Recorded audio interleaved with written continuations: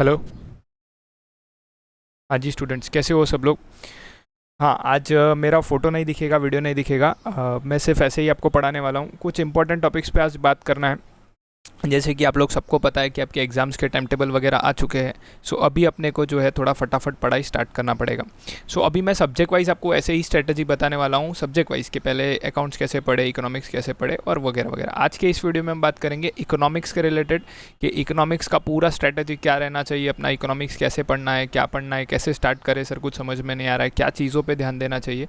वो सारी चीज़ें आज के वीडियो में अपन डिस्कस करने वाले हैं। ठीक है, शुरू करें उससे पहले मैं आपको कुछ चीज़ें रिक्वेस्ट करना चाहूँगा कि जिन भी बच्चों ने व्हाट्सएप ग्रुप जो है वो ज्वाइन नहीं किया है वो जल्दी से व्हाट्सएप ग्रुप ज्वाइन कर लो। वहाँ पर मैं थोड़े टाइम में कुछ हैंड रिटन नोट्स वगैरह भी शेयर करूँगा, कुछ डिस्टिंक्शन बिटवीन शेयर करूँगा। रोज़ का कुछ नहीं तो कुछ मटेरियल अपन शेयर करेंगे, ठीक है, कोई ना कोई सब्जेक्ट से रिलेटेड। और रेगुलरली मैं कुछ ना तो कुछ आपको वहाँ पर अपडेट देता रहूँगा, कुछ ना कुछ रिवीजन करवाता रहूँगा, ठीक है। और जिन भी बच्चों ने अभी तक चैनल को सब्सक्राइब नहीं किया, सब्सक्राइब कर लो और लाइक शेयर करते रहो, क्योंकि क्या होगा, यूट्यूब का वो जो एल्गोरिथम होता है वो तब तक कैच नहीं होता जब तक आप लाइक नहीं करते, कमेंट नहीं करते, तो बाकी बच्चों तक वो हेल्प पहुंचेगी नहीं, ठीक है। चलो, सो स्टार्ट करते हैं इकोनॉमिक्स। देखो अभी मैंने आपको पहले भी बताया हुआ है, इकोनॉमिक्स है ना, फालतू में ना लोग क्या करते हैं पता है, इसका फोबिया बना के रखा हुआ है। This is the most scoring subject, ठीक है, मोस्ट स्कोरिंग सब्जेक्ट। मैं आपको बोल रहा हूँ ना, 100% स्कोरिंग है ये। बहुत अच्छा स्कोर कर सकते हो आप इसमें।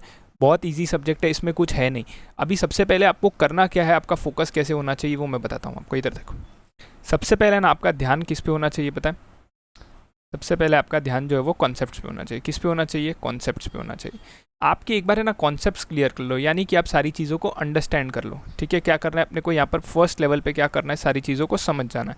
सर ये कैसे समझेंगे, समझ सकते हो आप कैसे, पता है आपके कॉलेज के आपने कुछ लेक्चर्स अटेंड किए होंगे, कुछ क्लासेस गए होंगे, या फिर वहाँ पर कहीं पर कुछ नहीं हुआ है आपका, तो यहाँ पर मैंने यूट्यूब पे ना पूरा इकोनॉमिक्स का जो है वो सिलेबस डाल के रखा हुआ है, ठीक है। तो वो आप देख सकते हो। वही मैं देखो, अपना नेक्स्ट पॉइंट वही है कि आप ज़्यादा से ज़्यादा है ना चीज़ों को रिवाइज करने पे फोकस दो। क्या करो, ज़्यादा से ज़्यादा रिवाइज करने पे, क्योंकि इकोनॉमिक्स में कैसा है पता है, वर्ड्स है।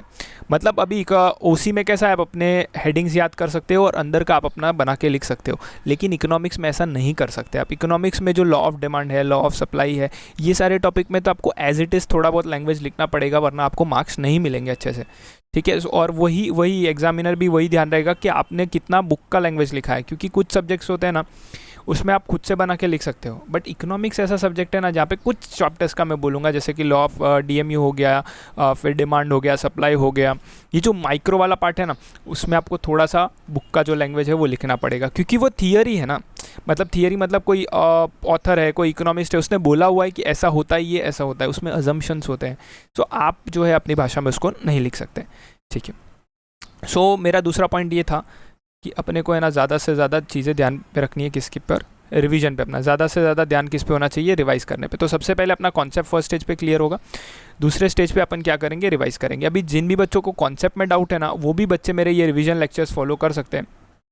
मैं बोलूँ ना, ये बहुत सारी रिवीजन लेक्चर्स हैं जिसका मैं लिंक दे दूंगा आपको डिस्क्रिप्शन बॉक्स में, और व्हाट्सएप ग्रुप पे अगर आप ज्वाइन हो जाते हो तो बेस्ट है। वहाँ पे तो मैंने पूरा एक फॉर्मेट ही बना के दूंगा कि चैप्टर वाइज आपको चैप्टर 1 में ये ऐसे पढ़ना है, चैप्टर 2 ऐसे पढ़ना है, तो आप व्हाट्सएप ग्रुप से कनेक्ट हो जाओ तो बेस्ट ही है, ठीक है। सो ये रिवीजन लेक्चर्स है ना, खाली रिवाइज करने के पर्पस के लिए नहीं, वहाँ पर मैंने कॉन्सेप्चुअली भी समझाया कि कौन से कॉन्सेप्ट्स क्या होते हैं, एग्जांपल्स के साथ समझाया। So this is the best source जिससे आप पढ़ सकते हो। बार बार इस रिवीजन लेक्चर्स को 2-3 बार, कोई भी चैप्टर में बोल रहा हूँ ना, मैंने विद इन 4 आवर्स पूरा इकोनॉमिक्स कंप्लीट करवाया।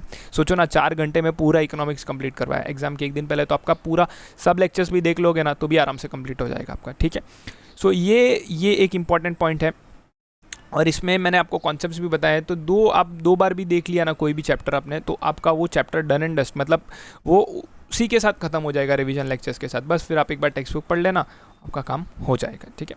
अभी ये 2 चीज़ें तो ठीक है, ये 2 चीज़ें मैंने आपको रीडिंग के रिलेटेड बताई, ठीक है। खाली समझने से और याद करने से रिलेटेड नहीं होगा बच्चों। राइटिंग प्रैक्टिस बहुत ज़्यादा ज़रूरी है, राइटिंग प्रैक्टिस बहुत ज़्यादा ज़रूरी है। अपने को राइटिंग में भी प्रैक्टिस करना पड़ेगा, दिस इज़ इक्वली इंपॉर्टेंट। मैं बोल रहा हूँ ना कि राइटिंग प्रैक्टिस ज़रूरी है। कुछ बच्चे क्या करते हैं, खाली है ना पढ़ते रहते हैं, हमें सब याद है, लेकिन लिखने जाते हैं ना तो पूरी गड़बड़ कर देते हैं। तो अपने को वैसा नहीं करना है, अपने को राइटिंग प्रैक्टिस भी रखना है और रीडिंग प्रैक्टिस भी रखना है। पहले कॉन्सेप्ट्स को समझेंगे, फिर पहले कॉन्सेप्ट्स को समझेंगे। देखो इधर हमने समझ लिया कॉन्सेप्ट्स को, ठीक है। फिर हमने उसको क्या कर लिया, याद कर लिया, एक दो बार रिवीजन लेक्चर्स देख के या सुन के, फिर अपने स्टाइल से जैसे भी आपको जमता है। Revision lectures I think best है, क्योंकि आपको बार बार कॉन्सेप्ट्स भी रिवाइज होंगे। अभी आप खुद से याद करने जाओगे ना तो क्या होगा, आप खाली पॉइंटर्स याद करोगे, कुछ लैंग्वेज याद करोगे, बट यहाँ पे कॉन्सेप्ट्स भी आपके रिवाइज होंगे रिवीजन लेक्चर के साथ। तीसरी चीज़ है, ज़्यादा से ज़्यादा राइटिंग प्रैक्टिस रखो, लिख के करो, क्योंकि एग्ज़ाम में अपने को लिख के देना है। अभी है ना राइटिंग एग्ज़ाम्स का नोटिफिकेशन आ गया तो अपने को लिख के करना है, तो वो एक चीज़ है।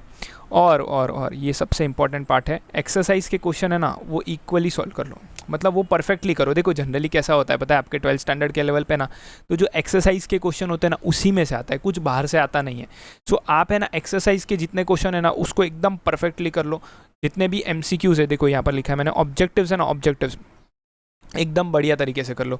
मतलब उतने ऑब्जेक्टिव्स तो पहले आपको अच्छे से करना ही है, उसको आप ऐसा है तो 2 बार 3 बार टेस्ट दे दो, खुद से खुद का टेस्ट लो, ठीक है, खुद से खुद का टेस्ट लो। और जितने भी ऑब्जेक्टिव्स है ना, ऑब्जेक्टिव्स और पीछे के जितने भी क्वेश्चंस, हर एक चैप्टर के पीछे जो क्वेश्चंस है ना उसको एकदम परफेक्टली कर लो, एकदम 100%, उसमें कोई मिस्टेक होना ही नहीं चाहिए। क्योंकि है ना मैं बोलूँ ना आपको तो 99% चांस है कि क्वेश्चन उसी में से आएगा। 99% चांस होता है कि क्वेश्चन उसी में से आता है, बाहर से कुछ आता नहीं है आपके 12th के लेवल पे, ठीक है। सो समझ में आया आपको पूरा पॉइंट, ओके। अभी दूसरी चीज़ और सबसे इम्पॉर्टेंट चीज़ मुझे लगता है ना कि आपको जो है वो क्या नहीं करना चाहिए, don't ignore law of DMU, demand and supply. अभी जनरली स्टूडेंट्स क्या करते हैं पता है, ये समझता नहीं है करके है ना इसको छोड़ देते हैं। अभी मैं आपको एक बताता हूँ, इधर देखो, मैंने ना इसके लिए एक डेडिकेटेड वीडियो बनाया था लास्ट ईयर है ना, बोर्ड एग्जाम्स के 1-2 दिन पहले ही बनाया था, आई थिंक 1 वीक पहले बताया था। डेडिकेटेड वीडियो है इसके लिए, जिसमें मैंने ना 3 लॉ है आपके सिलेबस में, DMU है, डिमांड है और सप्लाई है। तीनों को मैंने एक ही वीडियो में कवर करवाया और वो भी बहुत इन डेप्थ कवर करवाया, ठीक है। तो आप ये चैप्टर्स के साथ भी देख सकते हो और ये वीडियो अलग से देख सकते हो, इसका भी मैं लिंक दे दूंगा आपको डिस्क्रिप्शन बॉक्स में ही। सो ये वीडियो आप 3 से 4 बार सुनिए। और है ना वो जो आपका ग्राफ वगैरह होता है ना, इसमें भी देखो मैं आपको बता देता हूँ क्या क्या चीज़ें आपको ध्यान में रखनी है। एक तो सबसे पहले वो ग्राफ, ठीक है, फिर वो जो लॉ लिखते हैं ना, लाइन बाय लाइन लिखना है आपको, वो 2 बार 3 बार पढ़ोगे ना तो अपने आप याद हो जाएगा। 3 तो याद करना है, एक DMU का याद करना है, एक डिमांड का और एक सप्लाई का, ठीक है, ओके।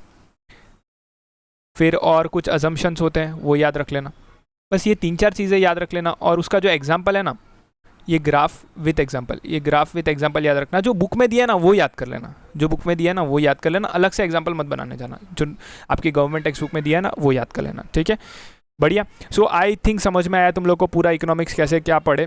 मैं वैसे ही बाकी सब्जेक्ट्स के लिए भी लाने वाला हूँ, अकाउंट्स के लिए लाऊंगा, OCM के लिए लाऊंगा कि कैसे पढ़ना चाहिए, कैसे अप्रोच करना चाहिए। और कुछ स्टूडेंट्स ने मुझे बोला है कि सर पढ़ाई कैसे करना चाहिए, टाइम टेबल क्या होना चाहिए, कैसे पढ़ाई को प्लान करना चाहिए, उसके ऊपर भी एक छोटा सा वीडियो बनाऊंगा, ठीक है।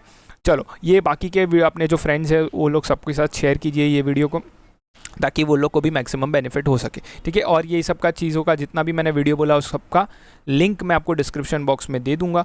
सो उससे क्या कर सके आप फटाफट रिकैप कर सके, समझ में आया। और व्हाट्सएप ग्रुप से जो भी बच्चे ज्वाइन नहीं हुए हैं या टेलीग्राम चैनल से वो ज्वाइन हो जाना है, ठीक है। चलो टिल देन साइनिंग ऑफ जिगर सुबह, बाय बाय, टेक केयर, पढ़ते रहो।